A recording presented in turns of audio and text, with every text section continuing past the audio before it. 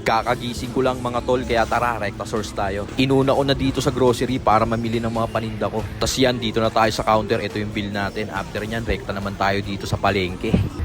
Whoop whoop!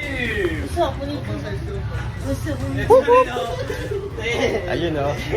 Uy! Puta rin pala to. Ayun o. Wala kita yung cuteness. Yes, yes. Tas yan, dito na ako sa source ko ng gulay mga tol. Medyo marami rin akong pinamiling paninda ko dyan. Tas yan, inabot ko na kay ate yung bayad ko mga tol. At okay na yan, dito naman tayo sa pangalawa kong source ng gulay. Bumili rin ako ng mga kinakailangan ko dyan. Tsaka bumili na rin ako dito kay tropa ng paborito kong dried pusit.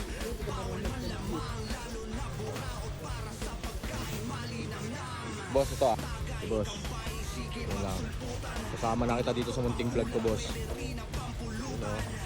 Boss. Ito. Oo, safe yan. Ito. Safe yan.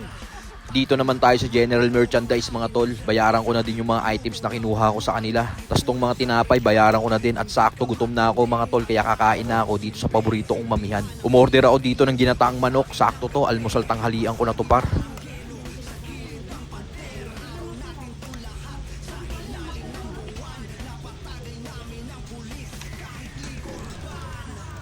Pangalawang kanin, sarap. Solid mga boss. Sino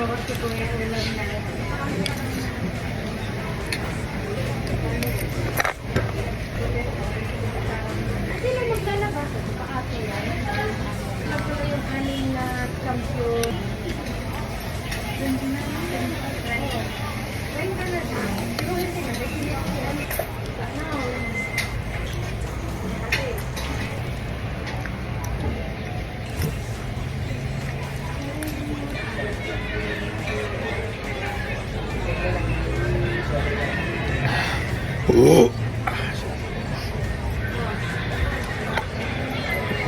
Balik tayo sa pamimili mga tol, bumili ako ng pangmami ko rito. Tas to naman, bumili ako ng 1 kilong paa ng manok. Mabisa to para may collagen to eh. Dito naman tayo sa source ko ng karne, bibili ako ng pang-content natin dito. Sige po. Anong gagawin natin doon? Ganyan na, buo. Yun o. Tapos isang pata. Yun! Siyempre. O boss, ang trading lang boss. 365, 360 na lang boss, siyempre. Boss, bigyan mo rin ako 1 kilo. 1 kilo lang. Saan banda boss dito? Opo, yung may ribs mismo.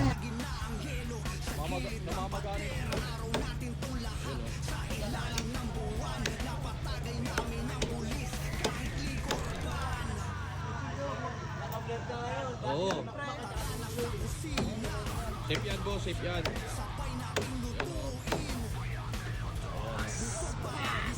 Yan oh.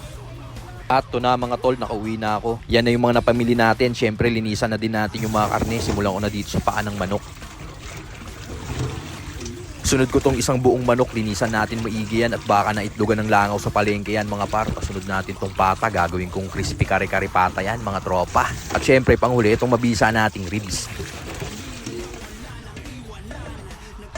Sabay yan, lagay na natin dito sa PSG nating freezer. Lagay na natin itong mga pang-content nating karne. So paano mga tol? Hanggang dito na lang.